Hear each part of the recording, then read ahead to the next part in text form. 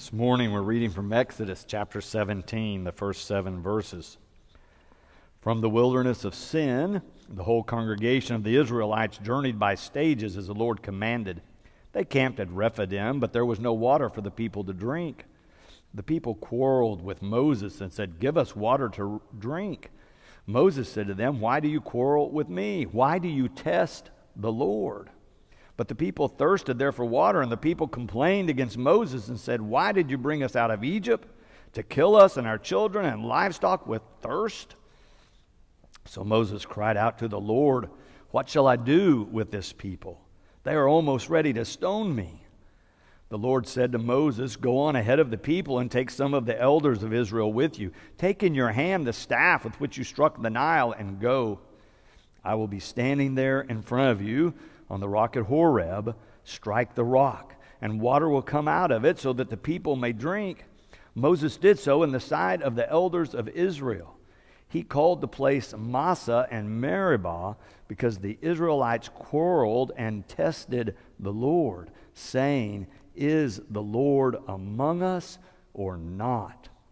This is the word of God for the people of God. Thanks be to God. So we live in interesting times with all the news and the spreading of this coronavirus, one we don't know very much about and are not sure how to combat. But it's a dilemma for preachers because we are ones who are always encouraging more people, come together, come see us, come be with us. And yet, right now, when we think about how to care for people, that's not the best thing to do. And so we decided to best care for the whole community that worships here as well as the larger Tulsa community that we should close our building. But it's really contrary to everything preachers do and think about doing in terms of reaching people for Christ. This is contrary to those kinds of decisions. And yet we have to think about this increased risk that we must all deal with in these days. As I was working on the sermon this week, I was thinking of John Wesley, the founder of Methodism. He had 3 general rules for life together. You remember them? Number 1 was, do no harm. We have to think about the risk to others and how our actions might impact them. And right now, we simply do not know how our actions might impact somebody else because there's no way to know who's been exposed or infected. But all this brings up this dynamic that the text talks about today between individual desires or impulses and the group's needs. Dr. Cindy Rigby was here just at the beginning of Lent at Boston Avenue. She is one of our great contemporary theologians. She's written a book called Holding Faith. In the book, she talks about the dichotomy operating in our culture that pits community participation against individual freedom. She talks about the Godhead or the Trinity and how Christians think about God as 3 in 1 and 1 in 3. So in fact, the way we think about God models both community and individuality. And she says if we can understand that, we can understand that these two do not have to be in conflict but can work together. I want to read you a few sentences of what she writes in the book. She writes, "On the contrary, to join the rhythm of the scandal of the Trinity is to keep moving back and forth between the 1 and the 3, refusing to give up on the possibility that each can fund the other that is built into the fabric of creation itself."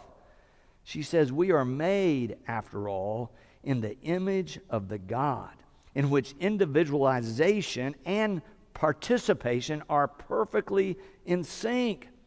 She says, now this is not Star Trek, where the Borg comes and says, "You will be assimilated. Resistance is futile." That's not the way it is. We have a choice, but we do not have to see it as a conflict, as an either or pitting our community against individuals or vice versa. As we picked up the story today, we find the Israelites in the same struggle with Moses. There's this struggle between their need, which is a real need. They're thirsty. They need water. But also their interpretation of what ought to happen in the face of their need. They come to Moses and demand water. Moses interprets their demands as distrust of God. Distrust of God. You can hear it in verse 2. The people quarreled with Moses and said, "Give us water to drink." Moses said to them, "Why do you quarrel with me? Why do you test the Lord?" So he sees it not just that they're mad at him or demanding something from him, but he sees himself as a representative of God. So if they're questioning him, they're quarreling with God as well. But you can see and kind of sense this possibility that they're not only mad at Moses, but they're about ready to break away. In verse 3 it says, "But the people thirsted there for water, and the people complained against Moses and said, 'Why did you bring us out of Egypt to kill us and our children and livestock with thirst?'" They have this need, but can't you hear how they go to this extreme? And all of a sudden, instead of Moses being the leader that's led them out of slavery, who's led them to freedom, who's helped them be in relationship with this God who cares and loves for them, all of a sudden Moses' only idea here was to kill them, was to bring them into a desert so that they could die. Do you see how extreme their response is? They are thirsty, and all of a sudden Moses is a villain who's out to kill them. They have moved from a simple need to a very extreme interpretation of that. Moses feels like they're about to rebel. In verse 4 he says, Moses cried out to the Lord, "What shall I do with this people? They are almost ready to stone me." He thinks now his life is in danger. Now, you could interpret this just as a fight between a leader and the followers. But I think with Dr. Rigby's insight about this tension in our culture, and perhaps in this culture as well, between communities working together, making decisions over against individuals deciding something else needs to happen, that you can see the tension and the conflict here.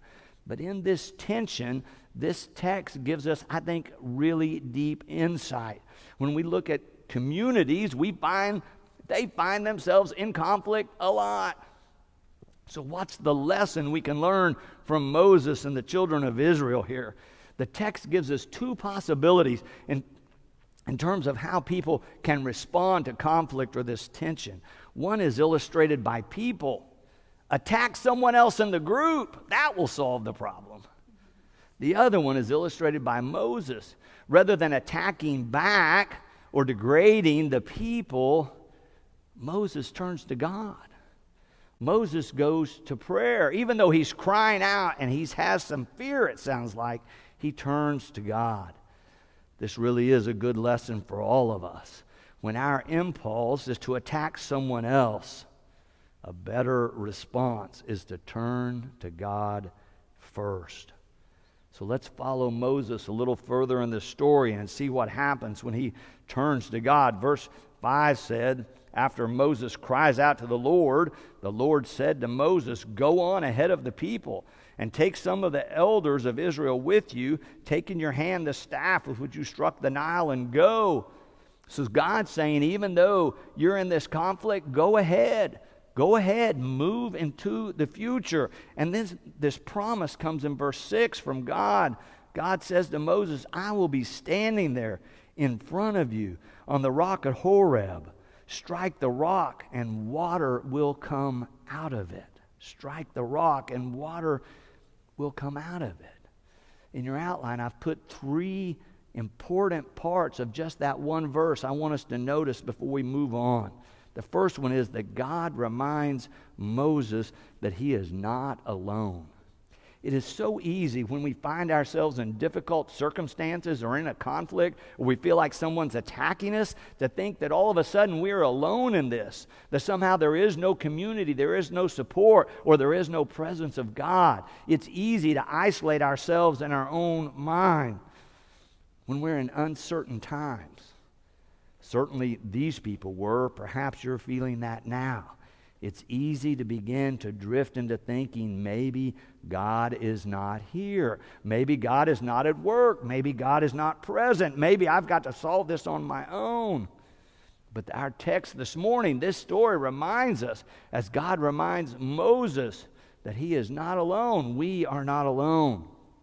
But then the second thing is that God still has a role for Moses to play, right? He says, take your staff and strike the rock. Do something. Take some action. Take a step in faith. So number 2 is follow God's leading or act in faith. Do something proactive. Do something positive. Do something productive. Even in difficult circumstances, we can take a step in faith. We can continue to know that God is with us and God is leading us, and we can follow God's leading. And then in the last part of verse 6, after he tells Moses to strike the rock, God promises, and water will come out of it so that the people may drink. So God's still going to respond to the people and their need or their complaint. So the third point is here, remember that God cares and provides for you. God cares and provides for you even in times that are uncertain. I had the privilege of going with a group of people from Boston Avenue a few weeks ago to the Holy Land. One of the places we visited was in the very northern part of Israel. We were staying around the Sea of Galilee, and one morning we got on the bus and we drove, about an hour and a half north. We stopped at several places in the northern part of the land there. But one in particular, the guide said, we're going to see the headwaters of the Jordan River. Now, we'd already seen the Jordan River where it was flowing fully, but this is at the very headwaters. So we walk into what looks like to what we would call a national park or a state park, and we're walking through the trees along this path, and you can see a stream of water. But as we get closer to the very spot where the Jordan starts, you know what we saw? Water coming out of the ground, or water coming out of rocks. It looked like the water is just flowing right out of the rocks or out of the ground. I thought of this story. I've always kind of thought of this as magic or supernatural, but that's probably not the best interpretation of this text. Our visit there, once again, the terrain or the geography, seeing it with our own eyes, can teach us that God works sometimes through creation. And sure enough, if we would have wrapped the rock, water would have bubbled up. God cares and provides for us, not always in a magical or supernatural way, but a lot of times through our relationships, through our community, or through creation. Dr. Rigby, in her book, Holding Faith, emphasizes the importance of our own experience or participation in the Christian life as a way to deeper understanding. Again, she's talking about the paradox of the Trinity. She says just too often we think of it like a math problem to be solved, or a puzzle or a riddle that is something we can't work out. She says that's a wrong way to approach this. We should approach thinking about the Trinity as what it means in terms of our relationship with God, a relationship in which we can live and move and have our being. Let me read to you a few sentences she writes about this. She says, in trying to explain the mystery, rather than participating in it, we have dropped the theological ball. Trinity becomes a colder, more calculated doctrine. Unable to figure out the mathematics of it, we might throw up our hands and cry, I don't know, it's just a mystery. She says when we do this, we have actually betrayed mystery for mystification. Then she says the mystery is not the solution to the puzzle of how 1 and 3 can be made equal. The mystery we are invited into is rather that God is at once both equally 1 and 3. What might look like a puzzle or a riddle is actually itself an answer, a statement of who God is. It requires attention that in turn requires we create time and space for reflection and contemplation. And that brings us back to the season of Lent. It's a season that invites us to be introspective, to go deeper in terms of contemplation and reflection about our lives and our relationship with God. Our text reminds us today that we're not alone, that God is alive and at work, and we can follow God's lead. We have a role to play. We believe it also reminds us that God cares and provides for us. But did you notice in the text, it never describes water coming out of the rock. We have the promise, we have the instruction, but it never describes it. Read the text, it's not there. We assume it happens because the people do not perish, they survive. Or maybe they had water all along and they were just clamoring for more and more than they really needed. Sometimes we act like that. Anyway, the text gives us some good lessons here, but the way it ends is really with a deep and existential question. Rather than describing the celebration of the water, it leaves us with a question. The question the Israelites apparently are still asking: is the Lord among us or not? Is the Lord among us or not? It's really a question that all of us have to answer in our own lives. What is our relationship with God? How are we going to relate to God? Those are questions that we're asked to contemplate during the season of Lent. What is my life like in relationship with God or not in relationship with God? What role do I play in nurturing that relationship? It's all part of growing in faith to spend some time thinking deeply about these different kinds of things. John Wesley, founder of Methodism, was great at reminding us that recognizing that God is alive and that God loves us is only the beginning of the journey. That God has so much more in store for us after we recognize that God loves us. But so often we think that's it, or we think we've already jumped to the end. And in doing so, we miss so much of the Christian life, part of which the effort that God calls on us to exert in terms of growing our faith and growing in relationship. Sometimes we're called on to struggle, to suffer, to pull together in desperate circumstances. But when we jump to the end or think that we have done all there is to do by having a moment of saying, "Oh, Jesus, come into my life," there's so much more to the Christian life than just that experience. Wesley reminds us that's just the beginning. But maybe we're like the Israelites, and sometimes we forget the journey and we just demand what we want, and we say we want it and we want it now. And if you're not going to go our way, well, maybe we'll stone you. It's not the best impulse. It's not the best of humanity. It's not the best of Christian faith when we react that way. To close, let me talk about the experiment that you may remember. This was one of those they did with children. You might remember it. They set it up where they brought a child one at a time, children into a room, put them in a chair with a table in front of them. On the table was a marshmallow. They said, "We don't want you to eat the marshmallow. If you can wait a few minutes, we'll let you eat 2. And then the adult left the room, and they watched the children to see what would happen. Well, they're trying to be obedient.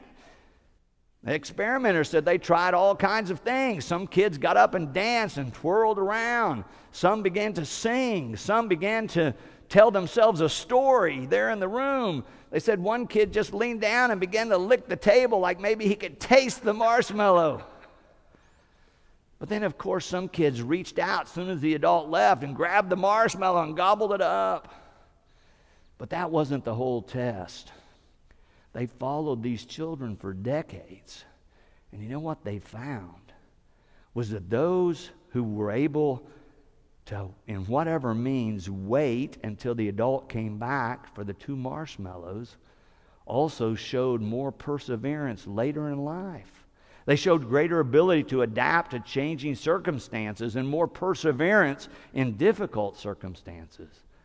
The children who reached out and grabbed the marshmallow as a child, they found were more impulsive throughout their lives. They got in more trouble. They got angry more often and more quickly and got frustrated with life in general in all kinds of ways. There's a very valuable lesson here about learning to wait. Learning to wait. It is a lesson that Lent tries to teach us. Lent invites us to exercise this valuable skill as we watch for God to meet us and lead us and care for us. May we in these days be those who wait for God, who look to God, believing that God will lead us in a life-affirming direction and that God can and will care for us and provide for us in all circumstances. Thanks be to God. Amen.